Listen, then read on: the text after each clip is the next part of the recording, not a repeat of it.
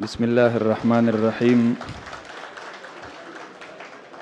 نحمده ونصلي ونسلم على رسوله الكريم أما بعد فأعوذ بالله من الشيطان الرجيم بسم الله الرحمن الرحيم إن الذين يحبون أن تشيع الفاحشة في الذين آمنوا لهم عذاب أليم في الدنيا والآخرة صدق الله مولانا العظيم وصدق رسوله النبي الكريم ونحن على ذلك لمن الشاهدين والشاكرين والحمد لله رب العالمين وہی جواں ہے قبیلے کی آنکھ کا تارا شباب جس کا ہو بے داغ ضرب ہو کاری وہی جواں ہے قبیلے کی آنکھ کا تارا شباب جس کا ہو بے داغ ضرب ہو کاری ہو اگر جنگ تو شیران غاب سے بڑھ کر ہو اگر امن تو رعنا غزال تاتاری محترم و مکرم صدر مجلس اور ہمارے آج کے اس پر رونق محفل کے چیف گیسٹ مہمان خصوصی سینئر صحافی محترم جناب برادرم حامد میر صاحب، جمعیت علماء اسلام کے صوبائی جنرل سیکرٹری مولانا عطاء ulHaq Darvesh sahib, deputy general secretary Asif Iqbal Daudzai sahib, secretary اطلاعات محترم جناب حاجی عبدالجلیل جان صاحب، ہمارے میزبان مکرم ارباب نجیب صاحب اور یہاں پر تشریف لانے والے معزز مہمانان گرامی، میرے نہایت ہی محترم برادرم صحافی کاشف الدین سعید صاحب،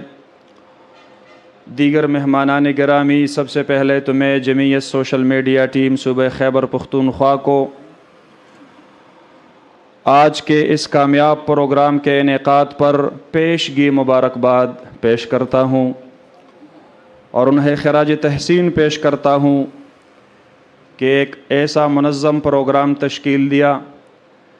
جس سے آج ہمارے نوجوان کچھ سیکھ کے گھر جائیں گے اور وہاں پر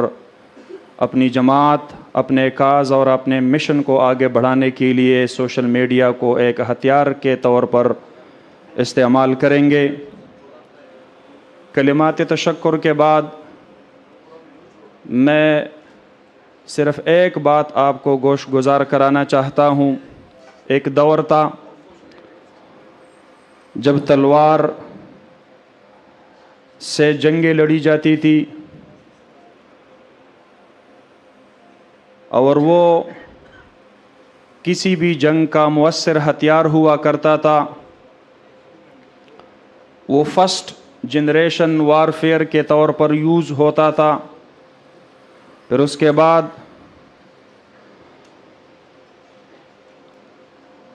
سیکنڈ جنریشن وارفیئر کے طور پر دنیا نے ترقی کر لی، بندوق مارکیٹ میں آ گیا، توف و تفنگ آ گیا، اور پھر دنیا نے اور بھی ترقی کر لی۔ تھرڈ جنریشن وارفیئر کے طور پر جدید مؤثر ہتھیار آ گئے، ہوائی جہاز، جیٹ طیارے، کیمیکل اینڈ بایولوجیکل ویپنز، بہت بڑے پیمانے پر تباہی لانے والے ہتھیار۔ دنیا اس کو اپنی برتری کے لیے استعمال کرنے لگی، اور اس کے بعد ایک فورتھ جنریشن وارفیئر کے طور پر ایک نئی چیز مارکیٹ میں آ گئی، پراکسی وار، کولڈ وار، دوسرے کو لڑا کر اپنے مقاصد حاصل کرنا۔ اور اس سے بھی دنیا آگے بڑھ کے ایک اور قدم آگے بڑھنے لگی، اور ففتھ جنریشن وارفیئر کے طور پر ایک نیا اصطلاح متعارف ہو گیا۔ ففتھ جنریشن وارفیئر میں آپ کسی کے مائنڈ سیٹ کو، اس کی ذہنیت کو جھوٹ کے ذریعے یا سچ کے ذریعے فتح کر لیتے ہیں، اور نظریاتی طور پر آپ اپنے دشمن کو اور اپنے مخالفین کو سائیکالوجیکلی اور اعصابی طور پر آپ اس کو مفلوج کر دیتے ہیں اور اپنے آپ کو فاتح قرار دینے کی کوشش کرتے ہیں۔ اسی سلسلے میں آپ نے سوشل میڈیا کی اہمیت کو سمجھنا ہے۔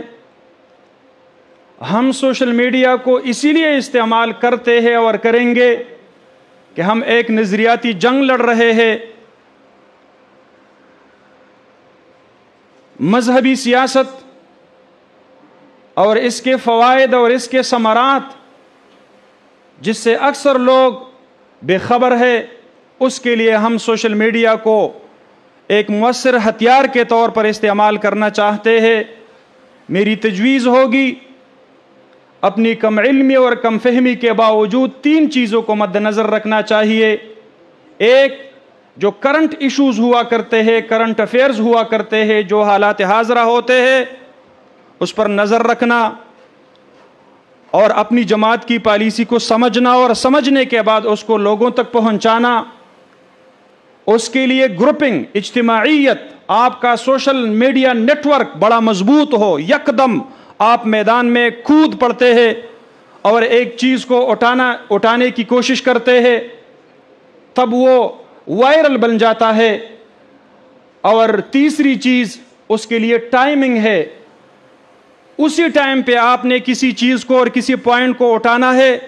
جو پرائم ٹائم ہوتا ہے، جس وقت لوگ سوشل میڈیا دیکھنے کے لیے فارغ ہو جاتے ہیں۔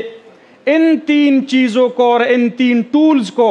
آپ سوشل میڈیا ٹولز کے طور پر استعمال کر کے اپنی کاز اور اپنے مشن کو بہتر طریقے سے بڑھا سکتے ہیں۔ میں آخر میں ایک بار پھر آپ سب ساتھیوں کا مشکور اور ممنون بھی ہوں، اور جمعیت علماء اسلام صوبہ خیبر پختونخوا اور سوشل میڈیا ٹیم کو مبارکباد پیش کرنا چاہتا ہوں۔ وآخر دعوانا ان الحمدللہ رب العالمین۔